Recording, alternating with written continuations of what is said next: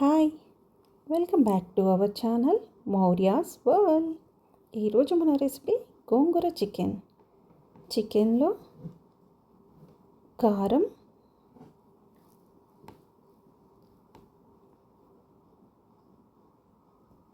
కొద్దిగా ధనియాల పొడి అండ్ పసుపు, అల్లం వెల్లుల్లి పేస్ట్, కొద్దిగా ఆయిల్, పుదీనా ఇవన్నీ వేసి చికెన్ని బాగా కలిపి పెట్టుకోవాలండి. ముందుగానే కడిగి పెట్టుకున్న చికెన్ ఇది. అందులో ఇవన్నీ వేసి కలిపి పెట్టుకోవాలి.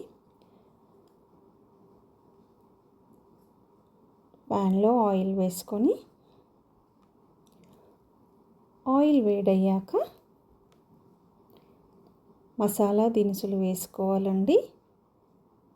షాజీరా, ఇలాచి, లవంగ పువ్వు, బిర్యానీ ఆకు,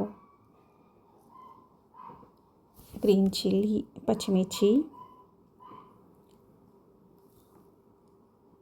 చిన్నగా కట్ చేసుకున్న ఆనియన్స్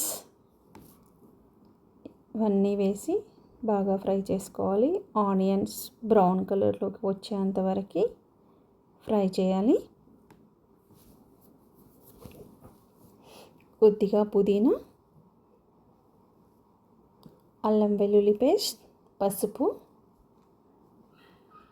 ఇప్పుడు బాగా కలుపుకోవాలి. అల్లం అడుగంటకుండా మనం ముందుగా కలిపి పెట్టుకున్న చికెన్ వేసుకోవాలి.